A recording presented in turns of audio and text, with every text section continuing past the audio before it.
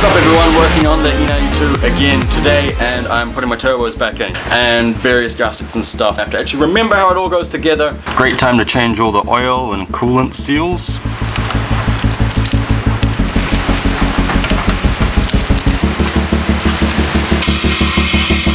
It's one of the things that put me off doing this job for quite a while. People were saying that you needed to take out the subframe to get at your turbos, and I was just like, Jesus Christ, I don't have the mount to do this or anything. You don't, but you do need to take out the right engine mount. But I mean, like, look at the subframe, right? What a mission it'd be to get this thing out.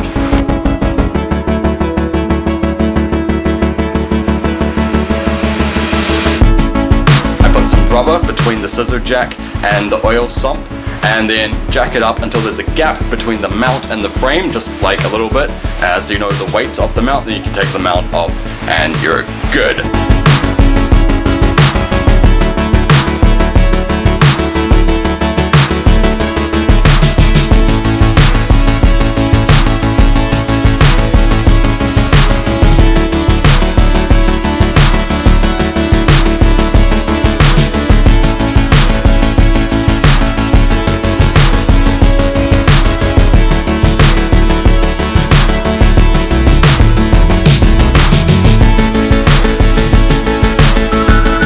Front turbo's in, just piecing together the oil lines. Bit of a puzzle, can't exactly remember where they all go. I'm going to look stuff up, figure it out, but it's fine. They're going in.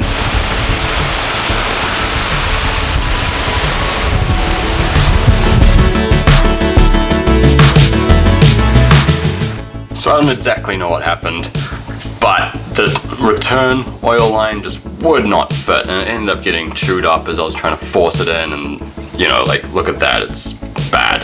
So I got another one, and I'm just gonna see if this one fits any better. So weird. Quick thing to note, if you get these tabs even slightly bent when you're levering them out, they won't seat in properly when you tighten them down. So this is one of them that is having to bend back into place. So it's like a couple of hours later, and I'm happy to say it did go in, finally. Man, what a mission. So front turbo entirely in, just gonna tighten the manifold bolts and that's it. Guys, I just want to take a second to tell you about my favorite mod that I've done to this car so far. They are RGB color changing halo lights for your halo lights. I love them. Like, you can change them at any point you want. You control it with an app. You can put it on red, blue, green, any color you can imagine. There's even flashing modes. You can put it to the sound of the music. You can rev your engine and your lights will change color in time with the tune. It's just a really cool mod to differentiate your car. It's probably my favorite mod just because they're dynamic, they're changeable, which is something I always enjoy with cars. So check them out, link in the description, and if you buy them, you're supporting the channel as well. So thank you very much for that. Okay, back to the build.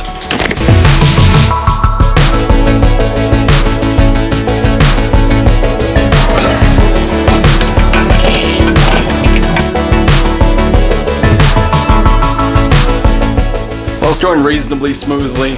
Getting the rear turbo back in, just putting all the oil lines in. This one went in a lot easier than the first turbo. Tightening things down, just gotta get this last coolant line in there. Some of the tools I'm having to use here are just ridiculous. Outlet is in. Moving on to the engine mount. I was a bit concerned about the engine mounts because I had to get new bolts, aluminium bolts, stretch bolts, and the Torx and all that, but I found a good site. It's a bit confusing online, to be honest, and I couldn't find it in the normal manual, but new T8s.info gave me some pretty clear instructions.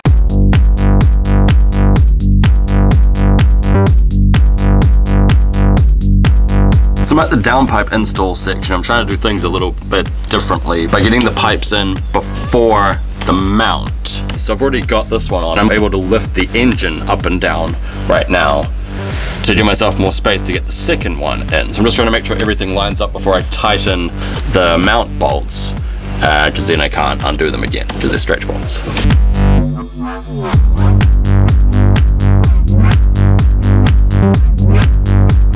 Well, the downpipes were a hell of a lot easier this time. Last time I was messing around with those clamps on top for so long. So frustrating. This time, I think the difference is I lifted the engine off the mount, right? Like probably like this much higher than normal, so I could get the rear pipe in first and then the front pipe in after that. Because if the engine's in its normal place with these thicker downpipes, I couldn't get the front pipe in past the rear pipe. and that just made it all the more frustrating having to do the rear pipe and then the front pipe with like no clearance, no visibility, nothing.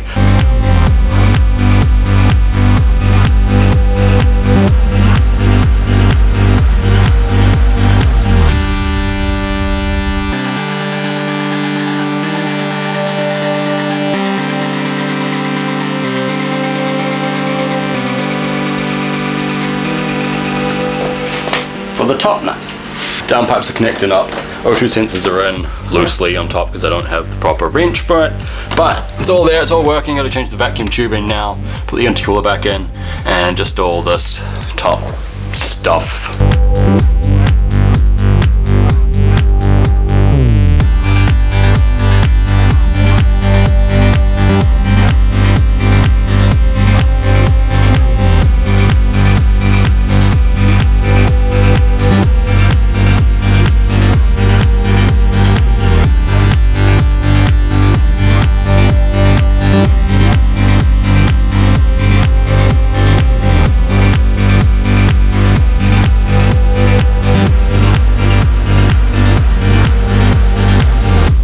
99% back together. It's like 12 o'clock right now, so I'm gonna call it. From ages ago, I accidentally broke off the little tip of one of the vacuum canisters, so I have melted that back in and I'm sealing it up, and that should be dry tomorrow, and then I'll have a proper vacuum seal. Fill it back up with oil, fill it with coolant, bleed it.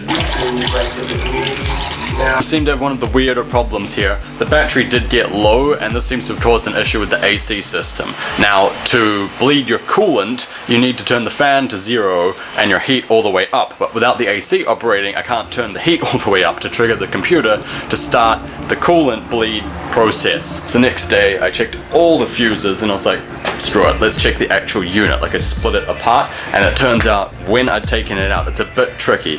I had split the actual case, and there's 2 little gears inside that are connected to the knobs when you turn them, and they'd been dislocated. Just glad to have it sorted. Time to bleed the system. So I've got my water temperature displayed on screen, and I'm just going to monitor that while running the engine.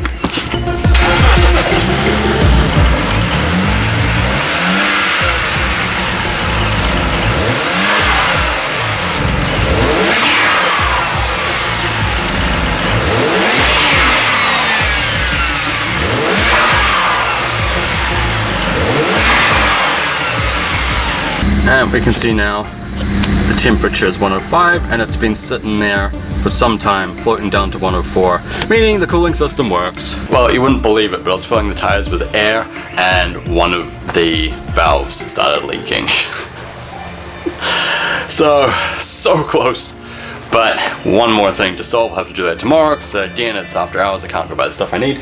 But the heat leveled out, so the cooling system works, there's enough oil in it, no leaks, we're all good. If you haven't already liked it, hit like, it really helps the channel grow. Subscribe if you haven't. Remember to check out those lights as well. That's probably my favorite mod on this car, and they're honestly worth it, just to differentiate your car a bit, and also the variety of, like, it's almost like mood rings or something, right? That's not too ridiculous, kind of ridiculous, but it's cool anyway. So check them out. Other than that, thanks for watching, guys. I'll see you in the next video. Cheers, see ya.